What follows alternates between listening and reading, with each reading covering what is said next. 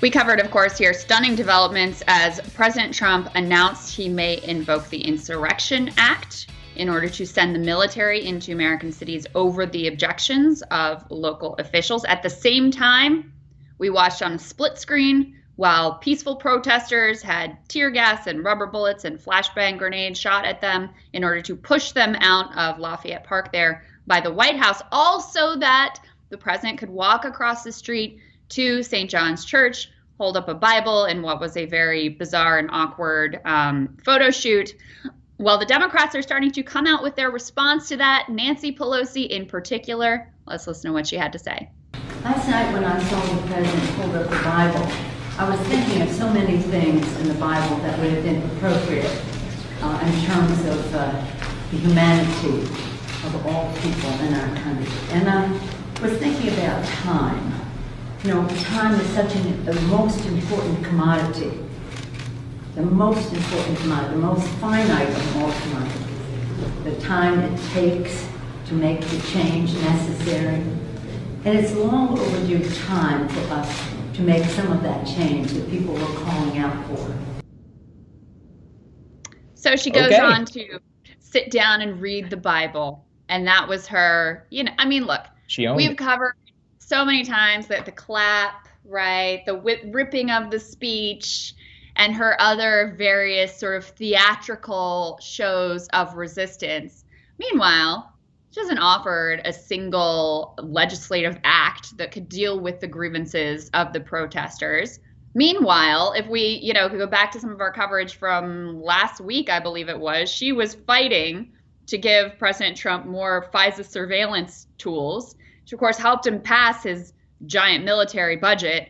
So once again, we see this sort of like fake rhetorical resistance while you have been one of the key parts of handing President Trump a lot of the powers that he has at this point. Yeah, and I just think it shows the sheer performative nature of so much of this that you see, I think, right and left, frankly, right? I mean, everybody is trying to virtue signal towards whichever group that they're trying to go at. And it just, the entire idea of, having a better Bible photo op than Trump, what is that on a very substantive level, right? Like I read from the Bible, unlike Trump. It's like, what? Like, what are you trying to get across here, right? I mean, it just shows you just the sheer silliness in which resides so much of her resistance, ripping up the thing, doing the clap, calling him obese on national television, just these little dunks, which, I mean, look, on a substantive level, as you point out, if you actually disagree with him like you do, then there probably should be like an action by the House to, like, I don't know, maybe they would censor him or something. I don't want to see it, but like, maybe that's something I would do if I was in the opposition. You don't see anything like that happening. Yeah, no, you don't see any they like to pretend like they have no power. Like, you are in charge of the House of Representatives. Yeah, the House. There are things you could be doing. You're not doing them. In fact, David Sirota had a great piece of, here are 10 things that Pelosi and the Democrats in the House could be doing right now. They're not doing any of them. And we've talked from the beginning about one of the reasons that this situation is so fundamentally dangerous, fraught, potentially explosive, is because there is no trusted national leader, period, anywhere around to be found. We saw, President Obama posted his Medium post about go vote. Nobody cared.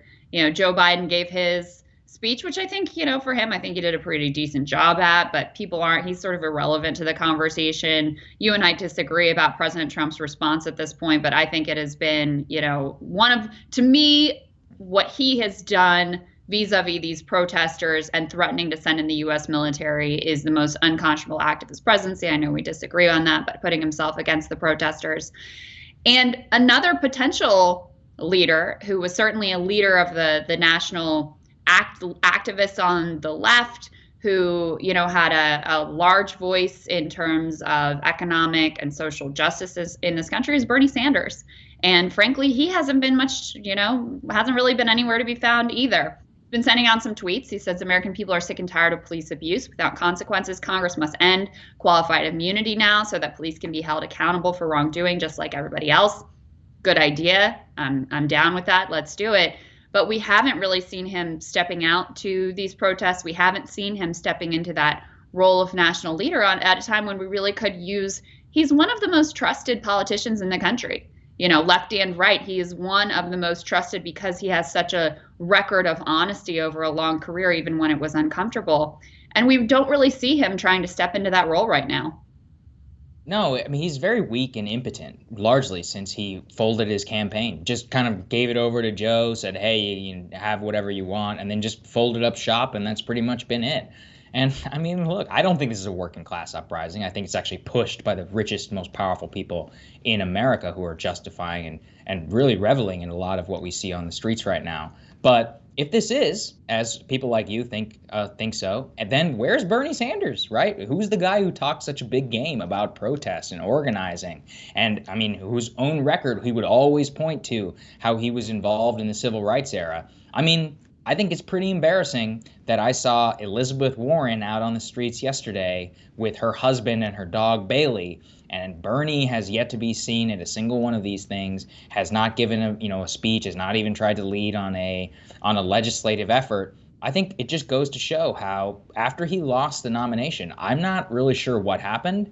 Either he was, just full of it the entire time. I think that is definitely the case in some of the rhetoric and the existentialism in which he painted it. But look, if you really believe this is, a big uprising and all of that, where are you, Bernie? Because you were the guy who was basically calling for it for the last 5 years and now nowhere to be seen.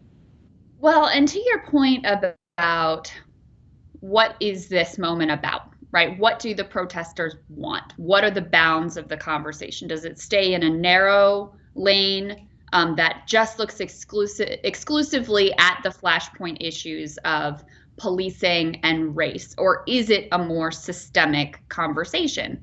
Bernie Sanders is one of the people who's been most effective, at talking about that broader systemic structural situation. I mean, in my view, his approach, his push for social democracy, where people have power and agency and economic rights secured, to me, that's the only approach that ultimately gets us out of this dynamic. So his voice and his clarity on that issue is very much missed. I would say that Dr. Cornel West, who of course was a big Bernie supporter, Killer Mike as well, our own Nina Turner, I would say they have been really important and courageous voices pushing the movement in that direction. But it's a loss to not see Bernie out there, is my view, and shaping the conversation and molding the demands in the direction that this energy is ultimately channeled. Yeah, I mean, ultimately, are you rhetoric or are you action? It looks a lot more like rhetoric right now. And we're not even seeing much of that, to be honest. All right, well, more rising for you after this.